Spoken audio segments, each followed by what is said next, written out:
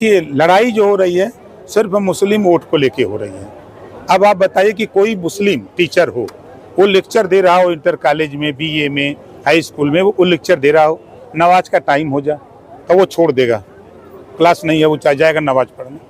जबकि इस्लाम में है कि माफ़ी है कि अगर एक वक्त की नमाज वो नहीं पढ़ सकता है तो उसके बाद जाके दूसरी बार पढ़ सकता है। उसी बात को तो सरकार ला रही है कि अगर वो लेक्चर दे रहा है, पढ़ा रहा है, अध्यापक है, तो उस समय वो पढ़ावे, उसके बाद जब दूसरे टर्न में उसकी नमाज का टाइम हो तो उसको जाके पढ़ ले। ये कौन सा गलत काम हो रहा है?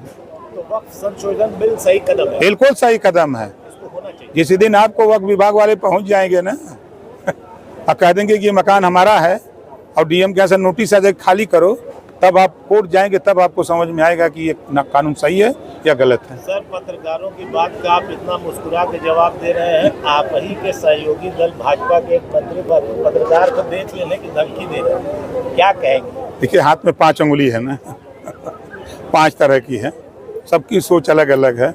हो सकता है कोई जोश में कह दिए हों, हम उनकी तरफ से माफ़ी मांगते हैं अगर उन्होंने ऐसी बात जोश में कही है तो। नहीं कहना चाहिए, नहीं, ऐसा नहीं कहना चाहिए। देखिए, आप चौथे स्तंभ हैं, आपके बदौलत ही हम लोग भी दिखे जाते हैं, हम लोगों की पहचान बढ़ती है, समाज में छवि बढ़ती है, हम ही लोगों की बदौलत। आप जो चौथा स्तंभ है अगर काम न करे तो फिर ओम प्रकाश राजभर को कौन जानेगा, या जो भी नेता उनको कौन जानेगा?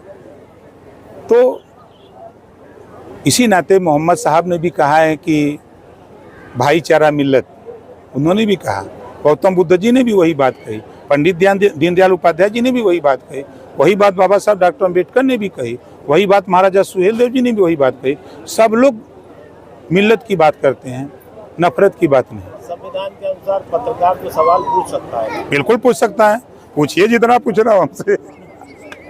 कहा जा रहा है कि एक बार फिर समाजवादी पार्टी चेंज हो गया कि भैया नेता लोगों का कहानी ये बता दें, तो कह रहे हैं कि बीजेपी वाले जो है मनमाफी का अपनी सीटें अपने लोगों को दे देते हैं। वो मालिक वो हैं तब का है। हम तो खुद कहते हैं पूरी बांटने वाला, उसके पात में अगर उसके हितनाथ बैठे हैं तो निश्चित है कि सबको अगर 3-3, 4-4 पूरी मिल रही है तो परिचित को, हितनाथ को 1-2 पूरी बढ़ जाती है। तो सर, आप महाराष्ट्र से आए हैं, अभी आपका एक अधिवेशन हुआ मुंबई में, तो इस बार जो चुनाव हो रहा है क्या उसमें हिस्सेदारी आपकी भी रहेगी? बिल्कुल रहेगी।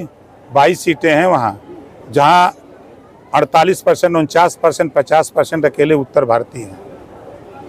तो ये बात फोरम पर कहेंगे और नहीं मानेंगे तो अकेले लड़ेंगे भी, यो बात है। अच्छा, मतलब एनडीए से अलग जाके? भाई, एनडीए से यूपी में समझौता है कि महाराष्ट्र में समझौता है, बिहार में थोड़ा समझौता है। सीट मांग रहे हैं, अब वो टाइम आएगा तो बताएंगे। तो क्या हरियाणा में भी? नहीं, हरियाणा, महाराष्ट्र और बिहार। कितनी सीट लड़ सकते हैं आप वहाँ पे महाराष्ट्र में अभी तत्काल? अभी देखिए, 22 सीटों पर हम लोग काम हो रहा है, लंबे समय से काम करते हैं हम, आज से नहीं। हमको बम्बई में लगभग 21 साल से हम काम कर रहे हैं। चुनाव भी लड़े हैं, 16,000, मलाक पश्चिमी में 16,000 वोट मिला, 12,000, 9,000, 8,000, 6,000, सबसे कम 4,000 वोट मिला था। चुनाव भी लड़े हैं। फोरम पे कई बैठक में बात की है सीट बंटवारे को लेकर? अरे जब टाइम आई तब ना, कोकी आवे के सवेरे मोहबाई संझा के। लेकिन ये तय है कि लड़ेंगे? हाँ, बिल्कुल लड़ेंगे।